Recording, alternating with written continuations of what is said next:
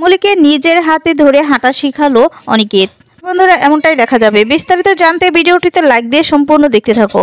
গল্পের শুরুতেই দেখা যাবে অরু পালানোর জন্য পুলিশের কাছ থেকে বন্দুকটা নিয়ে নেয়। এরপর পুলিশের মাথায় সেই বন্দুকটা ধরে বলতে থাকে আমি কিন্তু গুলি করে দিব, লাস্ট ওয়ার্নিং দিচ্ছি। আর তখন এদিকে অনিকেত বলতে থাকে অরু, আর তারপর বলছে পিছে যা, পিছে নয়তো এক্ষুনি গুলি করে দিব।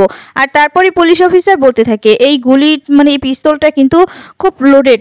আর তারপর অরু বলতে থাকে যে হ্যাঁ আমি জানি, এর জন্যই তো বলছি, এবার যদি আর কথা না শোনা হয় আর অনিকেত পিছে যা, যদি না যাস তাহলে এক্ষুনি গুলি করে দিব।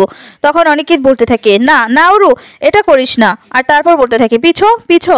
তারপরে দেখা যাবে অরু সেই লোকটাকে মানে পুলিশটাকে ধাক্কা দিয়ে সেখান থেকে পালিয়ে যায়। আর অরুর পিছনে নেয় এদিকে অনিকেত, মন্দার, পুলিশ অফিসাররা।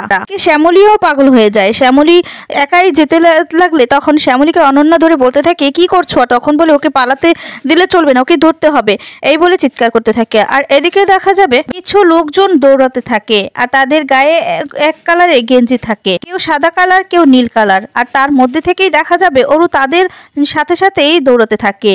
আর তারপরে দেখা যাবে সেখানে ড্রেস নিয়ে একটা লোক বসে থাকে, সেই যারা দৌড়াচ্ছে সেই তাদের মতোই ড্রেসগুলো দেখতে। আর তখনই অরু সেই ড্রেসের মধ্যে একটি ড্রেস পরে নেয় আর পরে তাদের সাথেই দৌড়াতে থাকে। তখন অনিকেত, মন্দার সবাই মিলে খুঁজতে থাকে, কিন্তু তাদের ভিড়ে একসাথে মিশে যাওয়ায় তাকে আর খুঁজে পায় না। আর তারপরে দেখা যাবে অনিকেতের চোখে পড়ে যায় যে অরু ছদ্মবেশ নিয়েছে, অরু তাদের মতো পোশাক পরেছে। তখন অনিকেত লক্ষ্য করতে করতে তার পাশে যায় আর গিয়ে তাকে ধরার চেষ্টা করতে থাকে, কিন্তু অরু সেখান থেকে পালিয়ে যায়।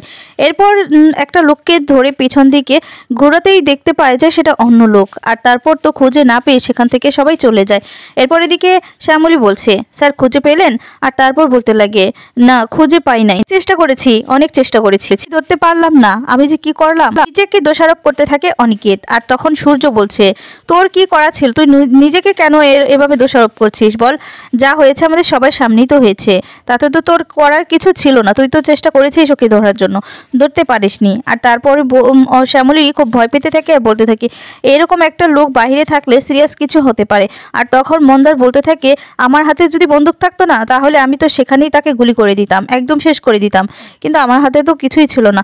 এরপর এদিকে সবাই মিলে খুব বেশি ভয় পেয়ে যায়। শ্যামলী বলতে থাকে যতদিন না অরু দাদা ধরা পড়ছে ততদিন আমাদের জোড়াবাড়ির সবাইকে সাবধানে থাকতে হবে, বলা তো যায় না কখন কি হয়ে যায়, তাই সবাইকে আবারও বলছি সাবধান থাকতে হবে, আমরা সবাই একটু সাবধানে থাকবে। এরপর সবাই মিলে সেখান থেকে বাড়িতে চলে যায়। এরপর বাড়িতে যাওয়ার পর শ্যামলী বলতে থাকে অরু দাদা এরপর থেকে আরো সাংঘাতিক হয়ে যাবে, তাই আমাদের সবাইকে একটু সাবধানেই থাকতে হবে। অরু দাদা তখন বলতে থাকে কি ছেলে, হ্যাঁ কাউকে শান্তিতে থাকতে দেবে না। ঠিক তখনই দেখা যাবে একটা বিকেস ভর্তি কাপড় নিয়ে তৃষা চলে আসে। অপরাজিতা দেখতে পেয়ে বলতে থাকে তৃষা। আর তারপরে তৃষা কান্নাকাটি শুরু করে দেয়। আর এদিকে অপরাজিতা বলতে থাকে কোন সাহসে তুমি এই বাড়িতে এসেছো। এরপর শ্যামলী বলতে থাকে আমার মনে হয় উনি মানে অরু দাদা যা যা করেছেন সবটাই আপনি আগে থেকে জানতেন। তৃষা তখন বলে না না শ্যামলী বিশ্বাস করো আমি কিছু জানতাম না, অরুণাবু ফেরার হয়েছে। তৃষা তখন কান্না করে বলতে থাকে তারপর থেকে জাস্ট আমার মাথা কাজ করছে না, কি করবো কোথায় যাব কিচ্ছু বুঝতে পারছি না, তো যাওয়ার আর কোনো জায়গা নেই তাই এখানে এসেছি।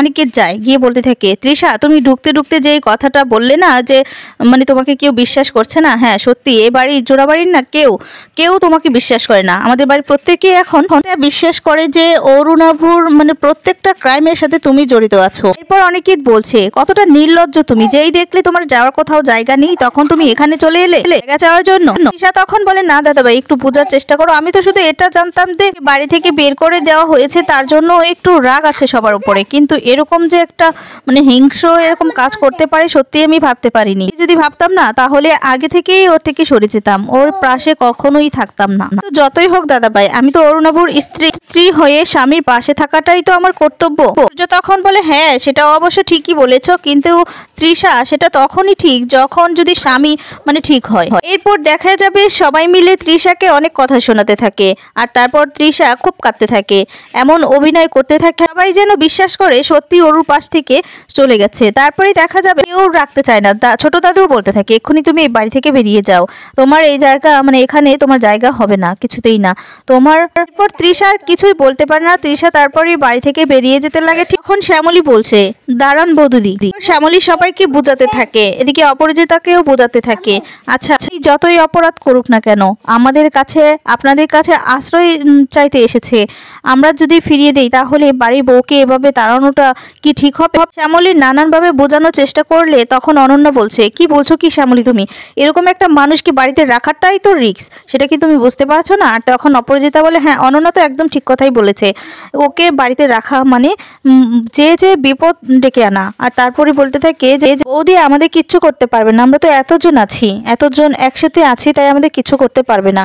শ্যামলী অনেকভাবেই সবাইকে বোঝাতে থাকলে সবাই তখন বুঝতে পারে। আর তখন শ্যামলী বলছে, বাবা তুমি রাগ করো না, কিন্তু এটা ভেবে দেখো বাড়ির বউকে এভাবে তাড়িয়ে দেওয়াটা কি ঠিক হবে?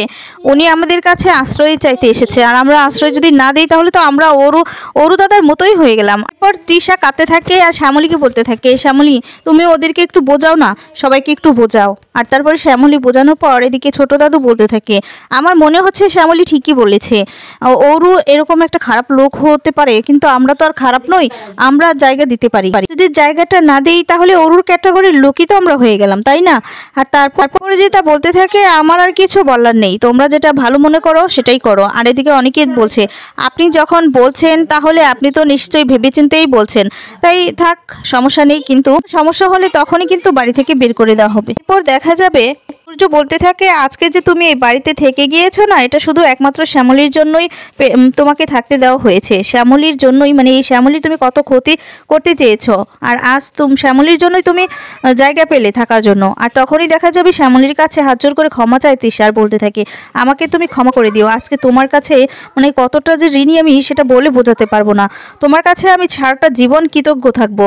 কথা বলতেই এদিকে দেখা যাবে অনিকেতের ফোনে ডক্টর ফোন করে তখন জানিয়ে দেয় যে আজকে সিট খালি আছে, আজকে শ্যামলীকে নিয়ে যাওয়ার জন্য। আর তারপরই অনিকেত খুব খুশি হয়ে যায় ফোনটা রাখতেই।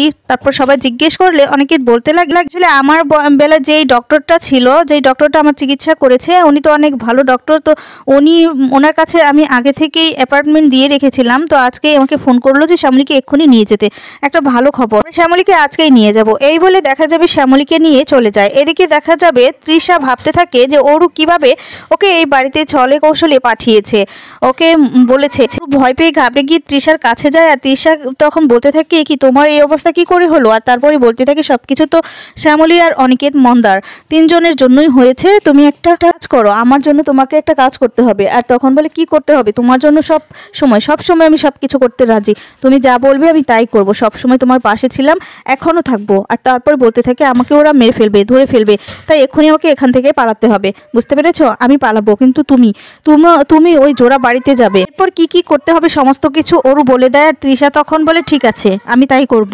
এরপর তৃষা বলতে থাকে যে, আমাকে শ্যামলী তুমি ঢুকিয়েছো, তুমি নিজেও জানো না যে তুমি যে আমাকে ঢুকিয়েছো, তুমি নিজে কপালে নিজেই কোড়াল মেরেছো। দেখা যাবে এদিকে শ্যামলীকে এনে সমস্ত রকম টেস্ট মানে চেক আপ করলে তখন ডক্টরকে জিজ্ঞেস করতে থাকে অনেকে যে কেমন দেখলেন, মানে শ্যামলী পা ভালো হবে তো? আর তারপর শ্যামলী অস্থির হয়ে যায়, বলতে থাকে, কি হলো ডক্টর চুপ করে আছেন কেন, ভালো হবো তো আমি? আর তখন অনন্য বলতে থাকে, এরপর দেখা যাবে এই স্যারটি বলতে থাকে, আমি চেক আপ করে যতদূর বুঝতে পারলাম যে শ্যামলী যে আর তখন এই কথা শুনে একটু ভয় পেয়ে যায়। বলতে থাকে যে ভয় পাওয়ার কোনো কারণ নেই, এমন নয় যে শ্যামলী আর হাঁটতে পারবে না, শ্যামলীর অনেকটাই সম্ভাবনা রয়েছে, শ্যামলী নিশ্চয়ই হাঁটতে পারবে, তার জন্য একটা অপারেশন করতে হবে, কালকে বা আজকে এই দুদিনের মধ্যেই করতে হবে, কারণ এরপর তো আমাকে আর পাওয়া যাবে না, আর তখন না পাওয়া গেলে তো দেখা যায় আপনারা আমাকে কিডন্যাপ করে নিয়ে আসবেন, তাই না? আর তখন এই কথা শুনে সবাই হাসতে থাকে। এর পরের দিন দেখা যাবে শ্যামলীর অপারেশন শুরু হয়ে যায়, বাহিরে সবাই টেনশন করতে থাকে। আর শ্যামলী অপারেশনের পরে দেখা যাবে শ্যামলী নিজের পায়ে হাঁটার জন্য চেষ্টা করতে থাকে, নার্স চেষ্টা করতে থাকে, তখনই পড়ে যেতে লাগলে অনেকে ধরে নেয়, অনেকে নিজেই হাঁটানোর চেষ্টা করতে থাকে।